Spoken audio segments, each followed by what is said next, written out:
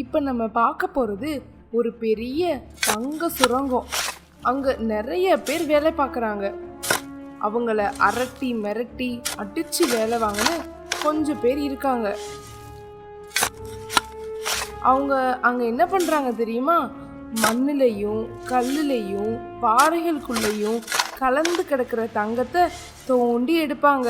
இந்த தங்க சுரங்க சாம்ராஜ்யத்தோட ராஜா தான் கருடா.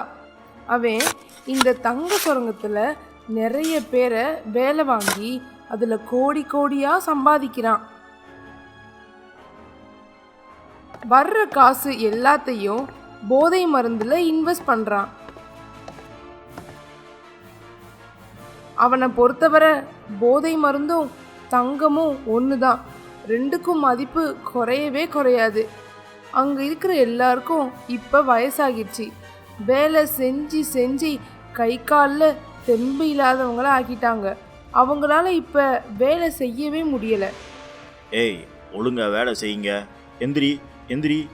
எங்களால் முடியல சார், கொஞ்ச நேரம் உட்காந்துக்கிறோம். எந்திரி எந்திரி, இல்லைன்னா அடி விழுந்துரும். நீங்கள் எங்களை ரொம்ப வேலை வாங்குறீங்க. காலையிலேருந்து ராத்திரி வரை நாங்கள் வேலை செஞ்சிடுவோம். ஒரு வேளை சாப்பாடு தான் கொடுக்குறீங்க. வேலை செஞ்சு செஞ்சு நாங்கள் தேஞ்சு போயிட்டோம். எங்களை விட்டுருங்க, எங்களால் முடியல. ஓ, கதை அப்படி போகுதோ? எவ்வளோ துணிச்சல் இப்படி பேசுறதுக்கு. பயம் விட்டு போச்சா? இப்படி சொன்னா கேட்க மாட்டீங்க, சொல்ற விதமா சொல்லணும்.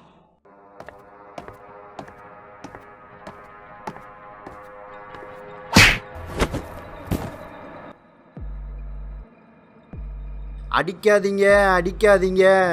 இவங்கள சோறு தண்ணி இல்லாமல் 2 நாளைக்கு அடைச்சி போடுங்க, அப்போ தெரியும். அவங்க எல்லாரையும் அடைச்சி போட்டுறாங்க. சாப்பாடு தண்ணி கூட கொடுக்கல. 2 நாளைக்கு அப்புறம் திறந்து விடுறாங்க.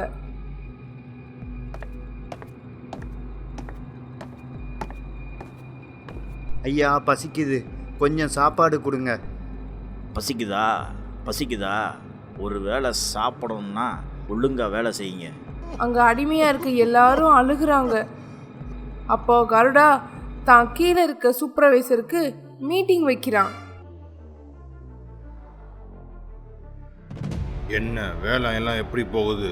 நல்லா போகுது எஜமா. ஆனால் சரக்கு இப்போ ரொம்ப கம்மியாக வருது. ஏன் முந்தைய அளவுக்கு வரல? என்ன காரணம்? இங்க வேலை செய்யறவங்க எல்லாரும் ரொம்ப வருஷமா இங்கேயே இருக்காங்க ஏஜமா. நிறைய பேருக்கு வயசாயிருச்சு, பலருக்கு உடம்பு முடியாம போகுது. இதுக்கு மேலேயும் அவங்களால வேலை பார்க்க முடியாதுன்னு தோணுது. ஓ, விஷயம் அதானா? கருடா கொஞ்சம் யோசிக்கிறான். சரி, நமக்கு ஆள் சப்ளை பண்ணுற கபாலிக்கு ஃபோன் பண்ணுறேன். இனிமேல் சின்ன பசங்களாம் இறக்குவோம். சின்ன பசங்களா? எஜமா, எதுவும் பிரச்சனை வராதா? பிரச்சனைக்கே பிரச்சனை தர வேணாம். என்னை தாண்டி என்ன நடக்க போகுது? கருடா ஆள் கடத்தல் கபாலிக்கு கால் பண்றான். கருடாக்கு ஆள் சப்ளை பண்ற கபாலிக்கு கால் வருது. சொல்லுங்க கருடா, இப்போ எத்தனை அடிமைகள் வேணும் சொல்லுங்க, லாரி லாரியா இறக்கிடுவோம். ஆமாம் வேணும், ஆனால் சின்ன பசங்களாக வேணும். சரி, ரெடி பண்ணிடலாம். கபாலி எப்படி கடத்தலான்னு யோசிக்கிறான். அப்போ அனாதை இல்லம்ல வேலை பார்க்குற மூர்த்திக்கு ஃபோன் பண்றான். மூர்த்தி, ஒரு ஹெல்ப் பண்ணுடா. கபாலி மூர்த்தி கிட்ட, இந்த வட்டம் எனக்கு கொஞ்சம் சின்ன பசங்க தான் தேவைப்படுது, நான் கமிஷன்லாம் உனக்கு நிறையாவே தரேன் அப்படின்னு கேட்குறான். அதை கேட்ட மூர்த்தி, சரி கேட்டிருக்க, பண்ணிடுவோம். எங்கள் அனாதை ஆசிரமத்தில் இருக்கிற பசங்களை தரேன். மூர்த்தி அவன் வேலை பார்க்குற அனாத ஆசிரமத்துக்கு போகிறான். ஒரு பையனை கூப்பிடுறான். சொல்லுங்க மூர்த்தி அண்ணே. இங்கே உனக்கு சாப்பாடு சரியில்லை, போட நல்ல ட்ரெஸ்ஸும் இல்லை. இங்கே விட உனக்கு ஒரு நல்ல இடத்த கூட்டிகிட்டு போகிறேன். நீங்க சொல்றலாம் சரிதானே, ஆனா எங்க கூட்டிட்டு போவீங்க? என் ஃப்ரெண்டு கூட்டிகிட்டு போவான், நீ ரெடியாக இரு. இப்படியே மூர்த்தி இன்னும் சில பசங்க கிட்ட பேசி அவங்கள ரெடி பண்ணுறான். மூர்த்தி ஆள் கடத்துற கபாலி கிட்ட ஒப்படைக்கிறான். அவங்கள குடோன்ல மயக்கி வச்சிட்டாங்க. இன்னும் நிறைய பசங்க தேவைப்பட்டுச்சு. அப்போ வீட்டில் அம்மா அப்பா கிட்ட கோச்சிட்டு வீட்டை விட்டு வெளியில வர்ற பசங்களை கடத்துறாங்க.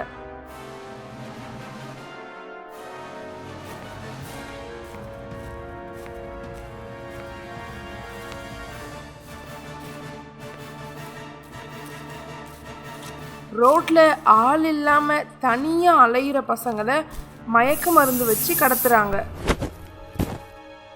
எல்லாரையும் மொத்தமா ஜீப்ல ஏத்துறாங்க.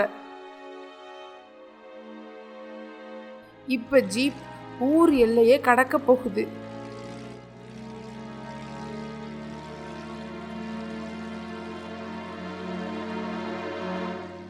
ஜீப் ஓடிட்டே இருக்கப்ப திடீர்னு நின்றுச்சு.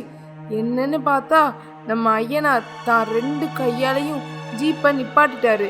அந்த குழந்தைகளை தூக்கிட்டு போற அந்த 2 பேரையும் அடிக்கிறாரு.